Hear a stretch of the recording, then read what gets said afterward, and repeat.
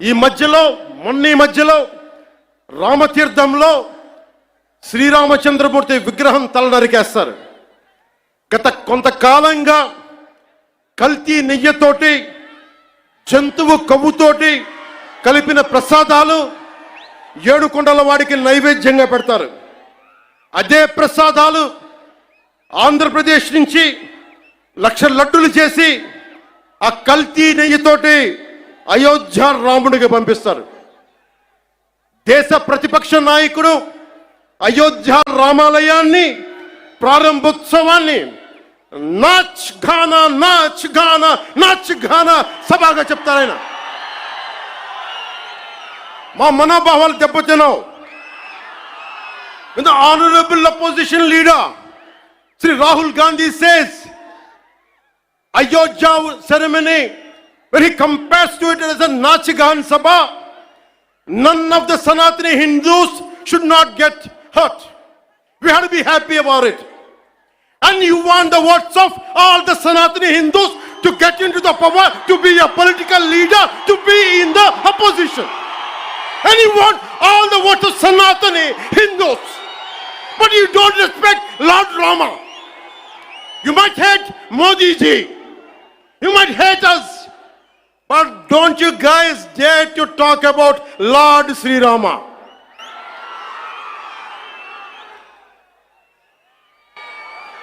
మన హిందువులుగా మనం బాధపడకూడదు. రాముడిని తిడితే బాధపడకూడదు, నోరెత్తకూడదు. అన్నాం అనుకోండి, మనం వెంటనే హిందూ మతాన్ని మొదలైపోతాం. The moment we say we have to safeguard our religion, when you abuse Lord Sri Rama, none of us should feel bad about it. The moment we utter our pain, the moment we say our voice, the moment we say we reflect our pain, suddenly we become Hindu fanatics. Would you dare to do the same thing to Islam? Do you have the same thing to do Christianity? No, you won't do it. Because Hindus are a docile society. They believe in karma. Let the God punish them. Let me tell you, we are deeply hurt.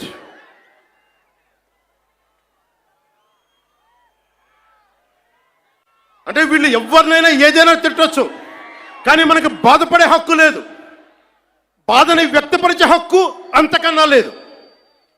భారతదేశంలో secularism అంటే హిందూ ధర్మాన్ని దూషించు, అపహాస్యం చేయి, అన్య మతాలను వెనకేసుకొస్తే అది true secularism according to the so called pseudo secularist.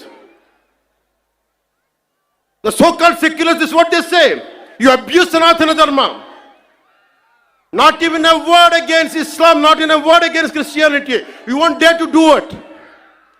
That's the definition of secularism for you people. దశాబ్దాలుగా చూస్తున్నాం, ఇదేం కొత్త కాదు. చట్టాలు కూడా పనిచేస్తాయా? చట్టాలు కూడా ఎలా పనిచేస్తాయంటే సనాతన ధర్మాన్ని పాటించే వారిపై వైపు నిర్దాక్షిణ్యంగాను, సనాతన ధర్మం పాటించే వారి వైపు చట్టాలు ఎలా పనిచేస్తాయంటే నిర్దాక్షిణ్యంగా పనిచేస్తాయి. అన్య ధర్మాలు పాటించే వారిపై ఎక్కువ మానవత్వం, దయ చూపిస్తారు. ఇంకా దూషణ చేసే వారికి కోర్టులు రక్షణ కల్పిస్తాయి. అయిన వాళ్ళకి ఆకులు, కాని వాళ్ళకి కంచాలు.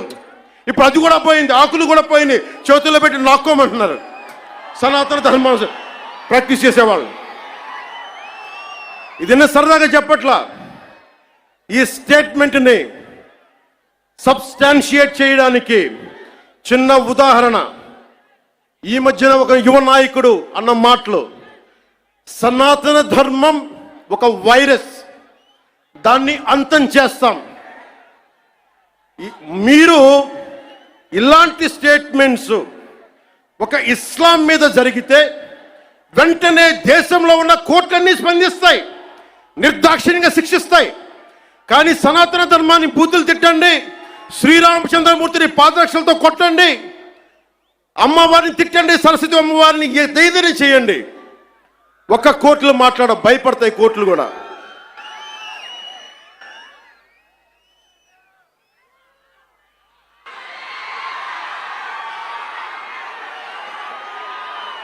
This is a classic case of justice.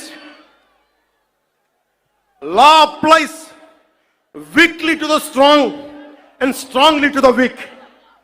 This proves majority means not necessarily strength. It could be a weakness also.